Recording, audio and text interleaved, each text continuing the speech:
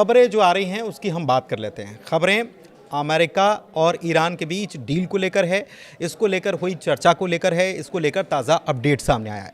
पहले मैं आपको बता देता हूं कि अमेरिकी राष्ट्रपति डोनाल्ड ट्रंप की फ़ोन पर इजराइल के प्रधानमंत्री बेंयामिन नेतन्याहू से करीब 40 मिनट तक बात हुई है।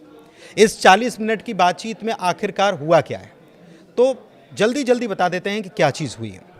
एक तो ये अपडेट है कि अमेरिका ये चाहता है कि इजराइल की तरफ से जो गज़ा में सैन्य कार्रवाई की जा रही है, आईडीएफ की तरफ से जो कार्रवाई की जा रही है, उसको तत्काल रोका जाए, उसके ऊपर ब्रेक लगाया जाए। क्यों ब्रेक लगाया जाए ये हम आपको आगे बताएंगे, लेकिन साथ ही साथ ये भी इजराइल को समझाइश दी गई है कि थोड़ा दिमाग को ठंडा रखना है, क्योंकि हम कोशिश कर रहे हैं कि कूटनीति से हल निकल जाए। किसका हल निकल जाए?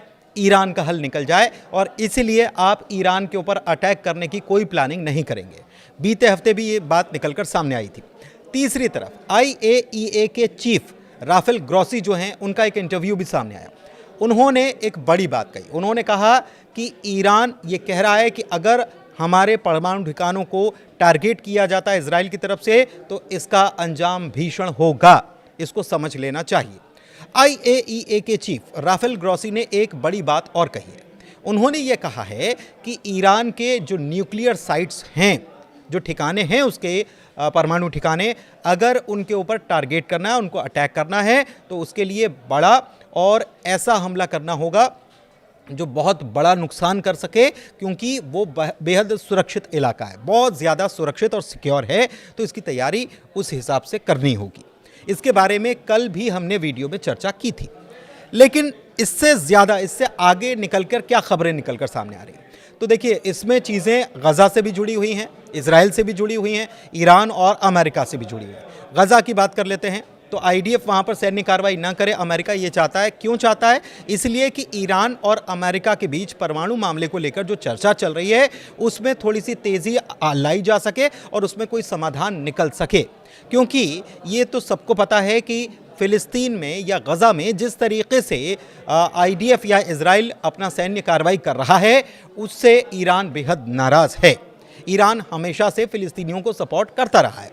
हमास के बारे में भी ये कहा जाता है कि हमास को सपोर्ट ईरान करता है, और इजराइल हमास से ही युद्ध लड़ रहा है, जिसकी कैद में वहाँ पर बंधक हैं इजराइल के।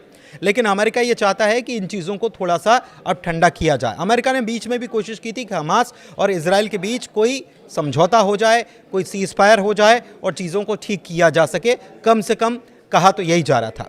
इस बीच बड़ी खबर ये भी है कि बीते दिनों आपने देखा होगा यूएन में कई सारे राष्ट्रों ने, करीब 14 देश ऐसे थे जिन्होंने एक प्रस्ताव लेकर आए थे यूएन सिक्योरिटी काउंसिल में, और उन्होंने ये कहा था कि इजराइल को वहाँ पर जो सैन्य कार्रवाई चल रही है उसके ऊपर ब्रेक लगाना चाहिए। लेकिन तब यूएन में यूएस ने इसको वीटो कर दिया था, और उसके बाद ये प्रस्ताव गिर गया था। तो यूएन में यूएस ने इजराइल का साथ तो दिया, लेकिन इसके बाद अब यूएस खुद चाहता है कि वहाँ पर चीज़ें जो हैं आईडीएफ और ना बढ़ाए और शांति हो। क्यों शांति हो? क्योंकि वो ईरान से बातचीत करने जा रहा है। लेकिन इस बीच एक खबर और है कि इजराइल ने एक नया प्लान तैयार किया है, और नए प्लान के तहत वहाँ पर एक फ़िलिस्तीनी मिलिशिया जो है उसको खड़ा कर दिया गया है इजराइल की तरफ से, जंग लड़ने के लिए। किससे? हमास से। और इसके लिए नेतन्याहू ने यह भी बात कही है कि अगर इससे हमारे इजरायली सैनिकों की जान बचती है तो इसमें गलत क्या है। अच्छा, ये जिम्मेदारी किसको दी है? ये पॉपुलर फोर्सेस को जिम्मेदारी दी है, जो फ़िलिस्तीनी मिलिशिया बताया जाता है। इसमें करीब 140 लोग बताए जाते हैं, और ये दक्षिणी गाज़ा में इसका ये एक्टिव है। एक बात और निकलकर सामने आई है कि इसका लीडर जो है यासर अबू शबाब बताया गया है, जो पहले हमास के कैद में था, उसके बाद भाग निकला। कुछ लोग उसे ये कहते हैं कि वो मदद करने वाला है और वो जो राहत सामग्री है उसे लूट रहा है। कुछ लोग कहते हैं उसे लूट रहा है, कुछ लोग कहते हैं कि लोगों के लिए मदद कर रहा है, लूट कर लोगों की मदद पहुंचा रहा है। तो ये चीज़ें भी सामने आई हैं। लेकिन एक चीज़ और है कि इजरायली एजेंसी शिन बेट ने इसकी पूरी प्लानिंग की है, ये बात पता चली है। इसके अलावा एक इजराइल के पूर्व रक्षा मंत्री हैं, उनकी तरफ से एक बड़ा बयान सामने आया है, और उन्होंने पॉपुलर फोर्सेस को इस्लामिक स्टेट जैसे आतंकी संगठन से जुड़ा हुआ बताया है। तो एक अपडेट ये भी है। इधर यूएन अधिकारी ने कहा है कि इजरायली सैनिकों की मौजूदगी में लूट हो रही है गजा में। अब एक चीज़ और आपको बताते हैं, बड़ा अपडेट है कि रूस ने ईरान के साथ एक और समझौता कर रखा है और समझौते के तहत ईरान में जहां पर अभी जो परमाणु फैसिलिटी है, न्यूक्लियर फैसिलिटी, उनको कैसे कंट्रोल किया जाए, इसकी बात अमेरिका और ईरान के बीच चल रही है। और इस बीच ईरान और रूस के बीच एक संधि हुई है, समझौता हुआ है। उसके तहत रूस ईरान में 8 और, जी हाँ, ईरान में 8 और परमाणु संयंत्र स्थापित करने जा रहा है। ये अपने आप में बड़ी खबर है और ये अमेरिका के लिए जाहिर तौर पर बहुत बड़ी चिंता का सबब भी है। अभी अगर देखा जाए तो परमाणु संयंत्र तो ईरान के कई हैं, ठीक है, लेकिन इसमें बूशहर जो है, बूशहर एक स्थान है और वहाँ पर परमाणु संयंत्र लगाया गया था। साल 2011 में इसे लगाया गया था और एक रूसी कंपनी ने ही इसे स्थापित किया था। एक बड़ा अपडेट ये है। अच्छा, अब इसमें बड़ी खबर क्या है? इस बीच बड़ी खबर यह है कि ट्रंप ने एक बड़ा बयान दिया है और वह आज का उनका ताज़ा बयान है और बहुत बड़ा बयान है। उन्होंने क्या कहा है कि मुझे इतना ज़्यादा भरोसा नहीं है कि ईरान के साथ डील हो पाए।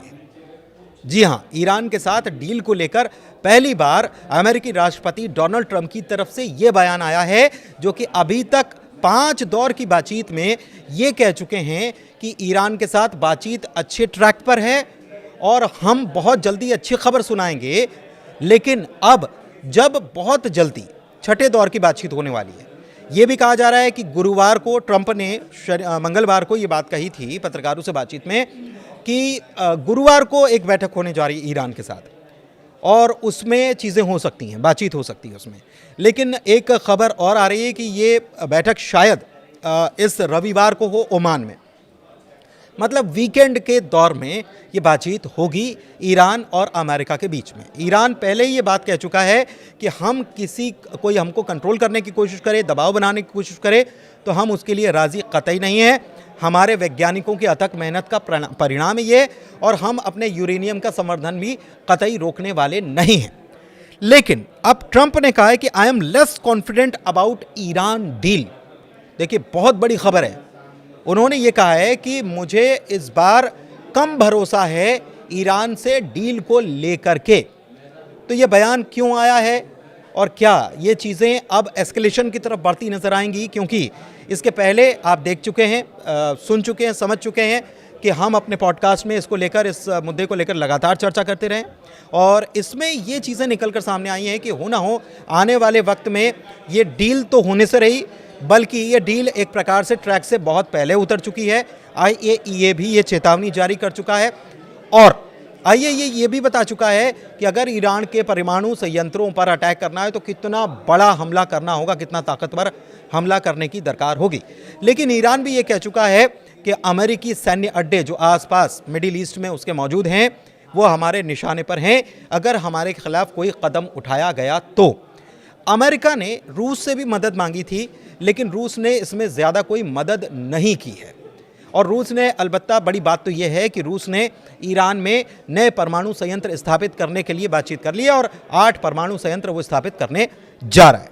लेकिन खबर यह है कि मीटिंग बहुत जल्दी होने वाली है, या तो गुरुवार को होगी या रविवार को होगी। लेकिन इस मीटिंग में क्या चीज़ें पटरी पर लौट पाएंगी लग नहीं रहा है बयान से, क्योंकि ईरान भी अब तनातनी की स्थिति में आ गया है। ईरान कह रहा है कि हम मानेंगे नहीं, किसी का दबाव नहीं मानेंगे।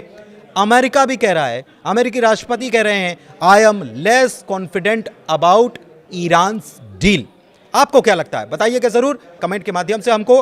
फिलहाल इस वीडियो में इतना ही।